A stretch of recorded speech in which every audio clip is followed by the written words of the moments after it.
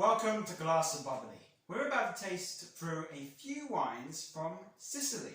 Sicily indeed. So on the kind of the toe of the boot of Italy, the largest island of the Mediterranean. And it is kind of a terroir which is volcanic. We've got Etna there, it's quite hilly. Tourism and agriculture is the kind of the big trades there. And it's around about 1/10 of the population of Italy that does live in Sicily. And the other day I was invited by UK sommelier for a lovely dinner in London at the Shard, and we tasted a selection of their wines, and it really impressed me. I had a box of their wines land on my desk just the other day, and I thought, wait, I want to get some of these wines onto video and share them with you. So today I've got three that I want to try with you. I want to do their Frizzanti and their Doc Rosé, and also the Doc Grillo. So we've got three bubblies to try here with you. So let me have a go first with the Frizzanti. Are you okay to open that, Oliver? So this winery, Fazio, they're based on the kind of the western side of the island. It's a triangular shape, so west, northern side, and in the DOC classification region. What else do we know about this tiny little island? 25,711 kilometres squared, not metres squared, but also its closest point to Italy is in fact only 3.1 kilometres. So it's only just off of Italy, but nonetheless it is the biggest island in the Mediterranean. And here we're going to try the Frizzanti initially. Healthy pop there. So Frizzanti is still sparkling wine. It is still a sparkling wine, but not as bubbly as what we would normally expect, say, from a Prosecco or from a champagne. So it's kind of toned down somewhat. So we're going to give this one a go. And I met with Lily Fazio on the day when we had the dinner. We had a lovely dinner. We had a lovely tasting of their wines, and still wines, reds and the whites are very, very good. I know we do bubbles here today, and this is what we're going to do now, but these stills were exceptional, and as are the bubbly ones too. So this is the Grilli di Mare Frizzanti. We'll give this one a go. It's pretty herbal gardens. It is herbal, isn't it? Yeah, I was going to say, it's like freshly cut grass, a touch of nettles, tomato leaves on the nose. Yeah, exactly. There are fruits there. There's like a green pear skin. There is green apple, yellow apple flesh.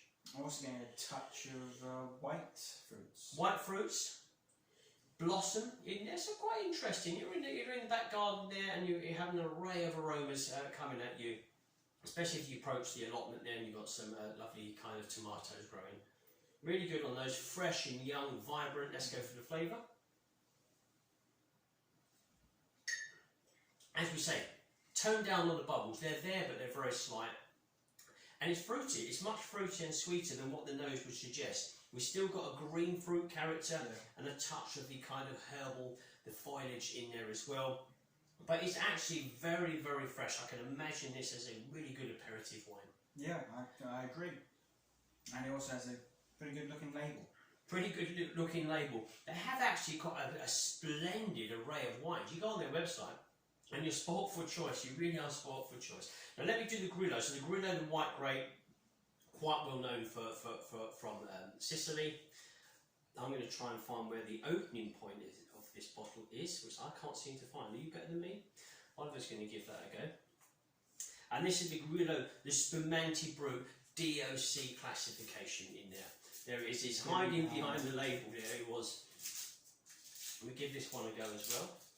And we had some really good foods on the day. We had lovely hams, we had cheeses, we had fish, we had white meats, we had chicken, all pairing wonderfully well with the delicate wines that they're producing there.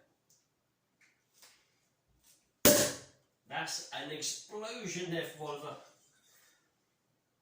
Here we go with the Brut. So this is the Brut, and this is the Grillo grapes, so the white grape Spumante.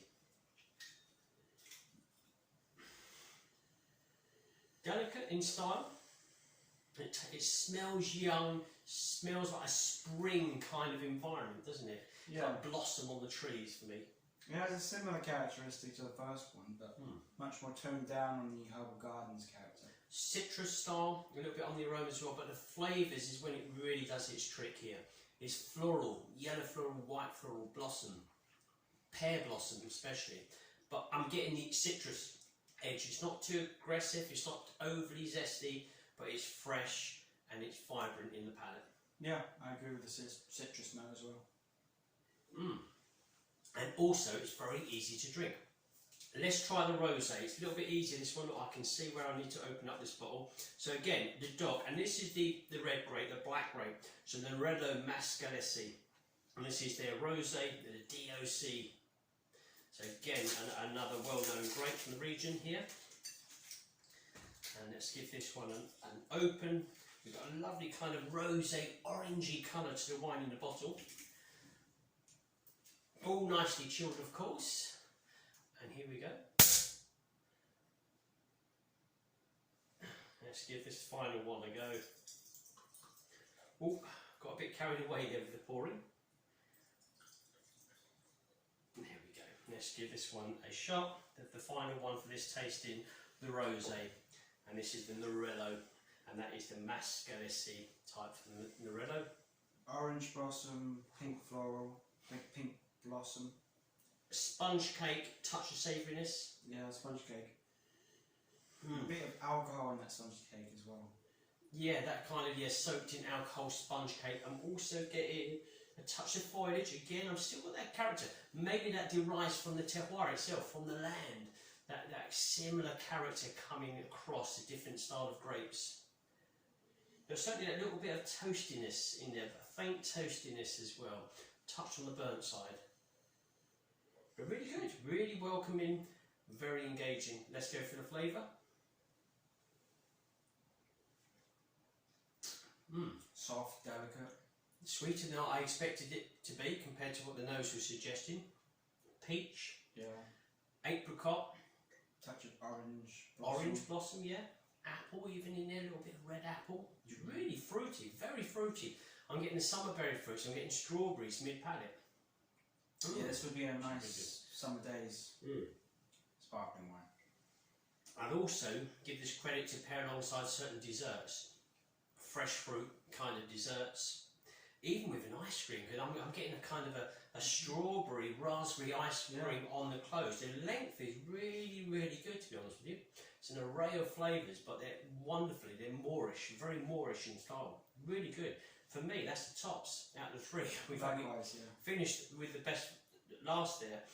So there you go. So that was the Nerello grape there, the Spumante. It's the extra dry label, so we're expecting a touch more on the sugars. But I don't feel that those sugars are unnatural. I'm seeing them coming from the fruits themselves, from the grapes and from the terroir. So really good winemaking there for me. Yeah. Likewise. There we go. So that is the winery and the Fazio. As I say, they are on the western side of Sicily, down there, southern parts of Italy, just off the toe of the boot, and Mediterranean, the largest island. And around about 240 or thereabouts wineries, I think, across the island, so plenty to explore. But why not start off with this winery here? Because you've got so many wines to choose from. So thanks for watching. Until next time. Enjoy the fizz.